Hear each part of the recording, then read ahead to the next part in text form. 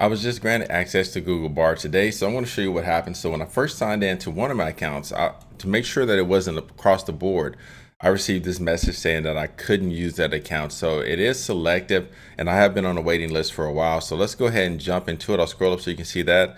Let's go ahead and try Bard, and you want to go to bard.google.com. That's where you can confirm if you do have access to it or not. We're going to go ahead and say more, and there's even more and more, and I agree. So all right, now that I have to do that, I can opt in to receive email updates about Bard. I'm just going to continue and not do that. All right, so here's the interface. Now, to me, this looks, man, it looks just like ChatGPT at this point. So let's go ahead and say, let's get the latest, because my main purpose of using Bard is probably going to be related to cybersecurity, right? So, but you can use it to get a list of all kind of things like, the latest restaurants or the best restaurants in a certain area. So it is a complete guide. So let's just say latest cyber security news. Did I spell it right? SEC? No, I did not spell it right. SECURITY. Okay. And honestly, I may throw some typos in there just to see, so we can see how this interface looks. Very similar to ChatGPT. All right, here's some headlines for September the 1st. So Microsoft lashes out at UN over cybercrime treaty. Fitbit may face a fine for GDPR violations. Cyber crooks targeted Airbnb fraudulent activities. Okay. IRS cracks down on crypto tax vendors, and jail for crypto thieves. So I like this. So this is, and it's clearly telling me this is for September the 1st to 2023. So that's good. So that confirms we're using live information. Let's see latest, let's say vulnerabilities.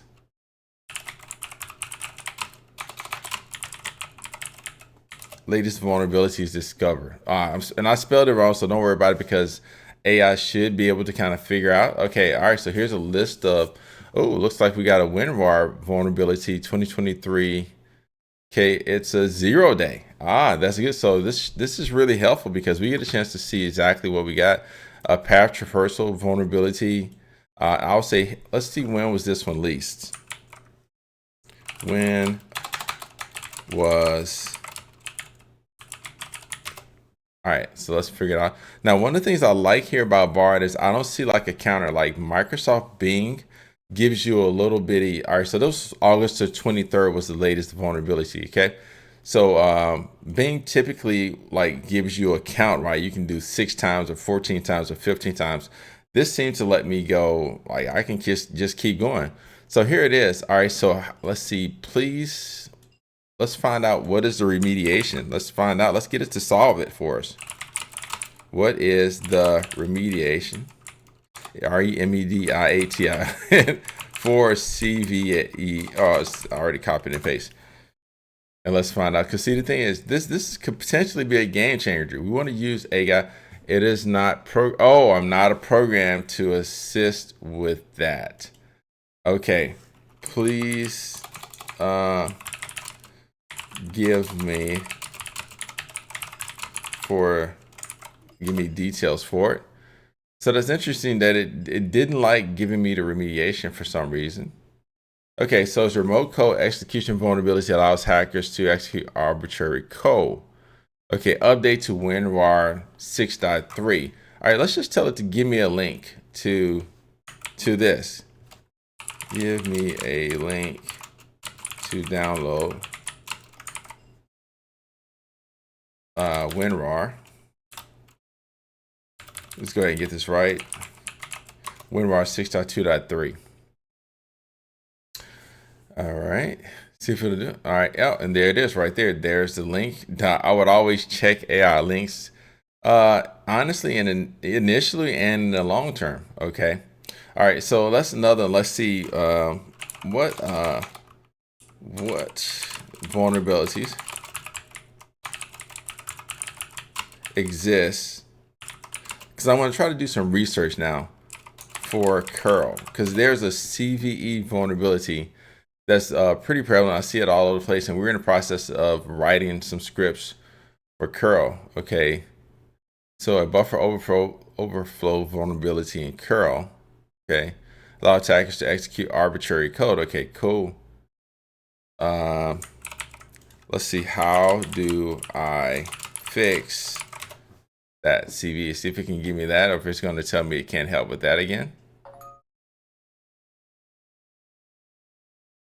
Okay, all right, so it gives me some, this is good. All right, so it tells me how to check the version of curl using the curl my tactile version, sudo opt install curl.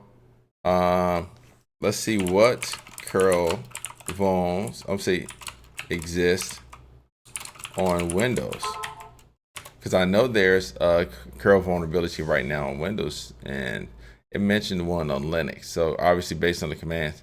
As a language model, I am not able to assist with that. Okay, all right, so let's try something. I know there's .NET Core, so please write me a PowerShell script to remove .NET Core 5.0.17, because I know I can get this from Bing. Bing writes this like a champ. Let's see what this one does. See if it can actually match here. Come on, Bart. Oh, there it is. Get version temporarily. Okay, .NET Core installation. Okay, that looks good. If the current version is 5.0, remove .path. Okay, and do it recursively. So that's deleting the file, but it doesn't seem like it's doing it cleanly through uninstall. Cause see, well, it's checking the registry key. I think that's cool, but I'm curious. Okay, let's see. What's another one? Let's see. How write a PowerShell script to uninstall Adobe Flash. This is one that exists in just about every organization. Let's see if we can do it. Okay, there it is. Get Adobe Flash players, invoke where requests. Okay. Start process Flash uninstaller. Okay, all right. And I'll test some of these out. I'm curious. Okay, that's good. All right, so let's see let's try something different. Vulnerabilities.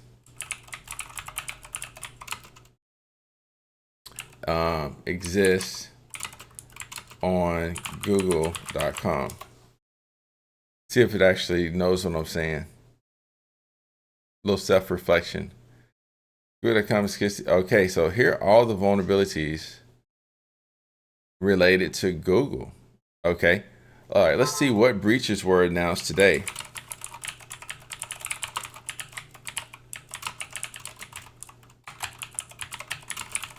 See who got popped in today's news. All right, no cybersecurity breaches have been announced publicly. All right, so give me a list. All right, me a list of cybersecurity. Let's just say cyber now. Breaches for the last 7 days in order. All right, let's see if it can give me. So if I'm a bad actor, and I just feel like, hey, let's just use AI to kind of give me a list of announcements. All right, so although bad actors are already going to be in early, so we can see this REvil group. Or all right, so Missouri Department of Social Security looks like they were popped. Norwegian subsidiary or Norse Hydro, I thought they got popped for some reason before. University of California, San Diego exposed data. Let's see, U.S. Department of Transportation exposed the personal information of 273,000 employees. German telecommunication company Deutsche Telekom exposed personal information. Wow, French government agency, I don't know how to pronounce that, exposed personal information. American Retail, Forever 21. September 24th, exposed personal information. So let all your kids know Forever 21 popped. All right, cool. So now let's go ahead and let's see if we create a new thread. That's good. Let's see. Let's see, write a resume for a cyber security professional. All right, let's see what that looks like. All right, it's spinning just a little bit. Oh, there it is. Okay, cybersecurity. The reason I like doing this on AI is because it tells you some of the most common things that are are, I guess, included on resumes that it finds on the internet. So cybersecurity professional, how about that for all the people coming into the field? It automatically goes to 5 years of experience, right? And a variety of roles, including incident response, threat hunting. These are the things you really do need to learn. Vulnerability management, I talk about this all the time. Proven ability to mitigate cyber threats. I'm teaching this on my YouTube channel right now. Protect sensitive data and build secure systems. I want you to be, where's the PowerShell and the shell scripting? I'm just going to say, like I say it again, they want you to have PowerShell, C++, and Java. Most cybersecurity people don't use this. The people at the higher end, the higher level people, yeah. But this is the stereotype. This is what I'm trying to break. I use PowerShell and shell scripting. You do need to be proficient with all languages, Mac, Linux, and Mac OS. The NIST security framework, we all should be very familiar with these. I have a working knowledge of this, but the thing is, it's not something I'm not on the compliance side, so not as much, more hands-on. Wireshark, Metasploit, Nessus, that's always a plus. Good offense informs defense. Cloud security, AWS, Azure, GCP, incident response, absolutely. Threat hunting, absolutely. By the way, threat hunting is not what's happening after you've been infected. Threat hunting is what you do proactively. You test cases and scenarios to see if there's a potential threat. Vulnerability management, I talk about it all the time. Risk assessment, absolutely. Everything you do in cybersecurity requires you to do risk assessment. Compliance, if you're on the compliance side, but even if you're on the other side, there's still a compliance requirement, so you need to be aware of that, especially if you work with customers. So let's see about, they want you to put experience, cybersecurity analyst for a corporation. There you go. There we go. So there's a format right here. And then look at what they did. Identify and mitigated cyber threats, including malware, phishing attacks, and denial of service. Investigated security incidents and developed remediation plans. I mean, this is good. I'm not going to even lie to you. This is real good. Managed vulnerability assessment and penetration tests. Developed and implemented security policies and procedures. That's good. Let's see what else they got. Led incident response team investigation and remediation for security breaches. Developed and implemented incident response plans. Managed. I would hire this person. Manage the communication with stakeholders during incidents. Oh, and they're a security engineer role. Okay, this person got, I'm going to change his resume in a second to say entry level. Design and implement a security solution for a variety of systems, manage security risks and vulnerabilities, conducted security assessments and penetration tests. Education, they got a master's in cybersecurity. I'm a big fan, not paid by or endorsed by them, but the master's in cybersecurity program at the University of Alabama at Birmingham. Gary Warner, shout out to you, is the best. Is literally voted #1 in the nation. So anyway, University of Alabama, Birmingham for the Masters of Cybersecurity program. I know the people there, and they're freaking awesome. And I know some people, and I actually have an intern who's going to there right now. He's not in the master's, but he's in the undergrad, but absolutely awesome. Certified Information Security Professional. They want you to have your CISSP. CEH, I have had mixed feelings about the CEH, but I have some cybersecurity professionals say it's trash. I don't know if it's something I would go for. Security Plus is just like the baseline, but don't necessarily expect this to put you ahead of the pack because just about everybody has it now. Security Analyst of the Year Award. Wow. I mean, I didn't even know there was a thing. Like, I don't know. I mean, can I get the Security Consultant of the Year Award or something like that? The Dean's List at Stanford University. Projects are develop security awareness training for employees. I do that. That's cool. Good to have. But once again, this is all experience-led teams of security engineers and implementation of new security frameworks and presenting those security best practices at a local security conference. So cool. And references available on the Crest. Or say, like, write this for someone who has never worked in cyber security, because everybody sees 5 years of experience already. Let's not think, okay, let's see what we got. A bachelor's of cybersecurity. So they want you to go to school, drop that money, get your bachelor's of science in cybersecurity. Looking for entry level position in the field, proven ability to learn new technology quickly and apply. And by the way, if I see a resume like this, I'll pretty much at this point know that you use ChatGPT Bard, or some AI. I do see titles like this when I was looking at resumes.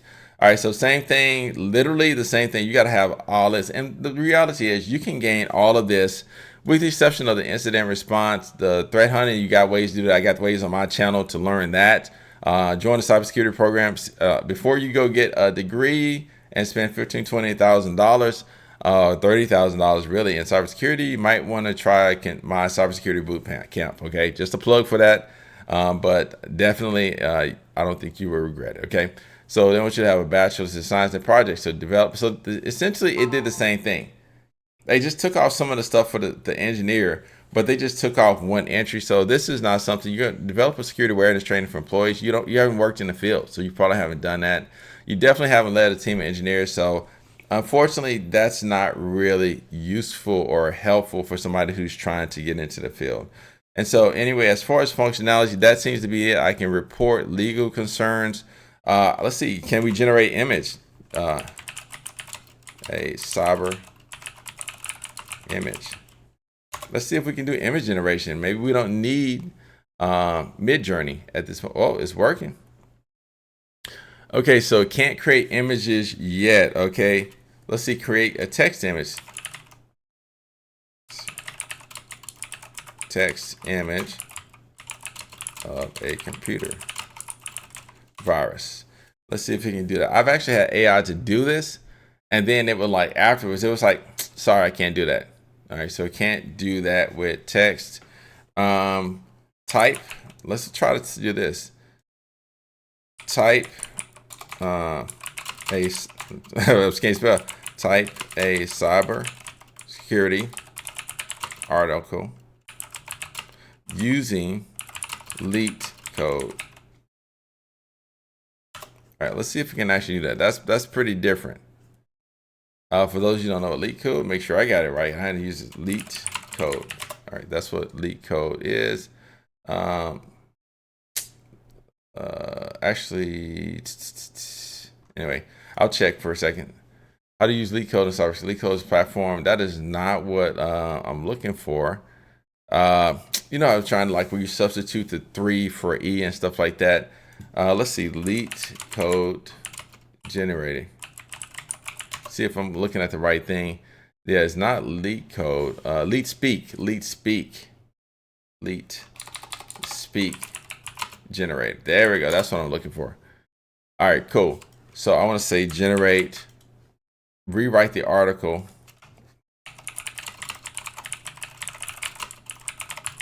Using leaked speak.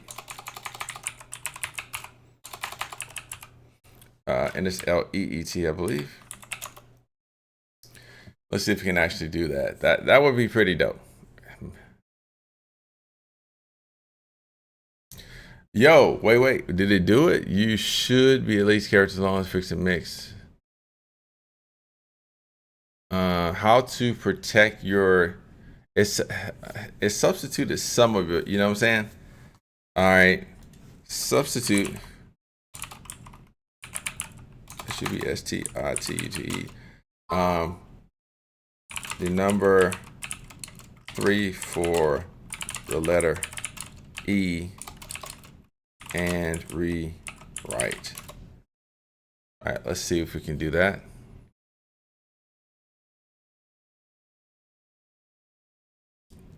Okay, did it double? No, it didn't. All right, let's do this. It did uppercase. Let's do lowercase e's.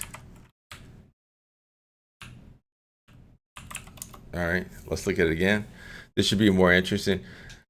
So what I'm testing here is, all right. Yeah. Did it do it? Yeah. Okay. Cool. All right. So I can tell it. Let's see if we can do this. Like,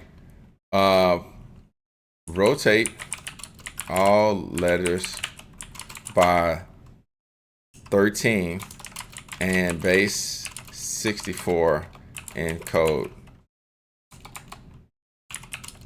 and then base, I don't even know what the other base is. I forgot. I need to go. We'll do is and then let's see. Let's just do that base 64 because I want to say there's a base 32 or something like that. I'm trying to think of some other codings I can use. But anyway, we'll write 13 and rewrite. All right, so let's see if we can take this whole thing, because essentially we can do a lot of like kind of methods to obfuscate and stuff like that. Sure, I can do that. Here's a cybersecurity article using least speak with the letter E, substitute with 3 rotated by 13 characters. You're saying that's what all of that comes down to decode. Oh wow, it tells me this. Okay. Oh, so that's hello, the decoded string. All right, and wait, oh, that's pretty cool. It showed you how to do it in Python. I love how it like does the highlights. That's dope. Okay, so let's see. That's good. Please show how to do in PowerShell. I never done base 64 encoding in PowerShell, so no sense looking it up when they don't give it to me. All right, import module base 64 string equals hello world. The rotated string dot to array for each object, character equals character. Oh, cool. All right, so I'm gonna take this entire, let's see, where's my article? It's like, it's been so long. Okay. Is it still up here? Okay, there's resume. So anyway, I think this is good. This gives you a sense. If it's something else you'd like me to test and borrow, don't forget to drop a like on the video, please. If this was interesting, if you don't like it, don't go ahead and drop a dislike. Please also remember that you can leave comments, and if there's something you want me to test and borrow and do a video on, I try to cover some cybersecurity type stuff, but I would love to. But anyway, that being the case, don't forget to subscribe to the channel. Literally, I am one away from 15,000. So I'm excited. So I wonder who will be the one, but anyway, I'll be celebrating that and then on to my next milestone. Thanks for watching.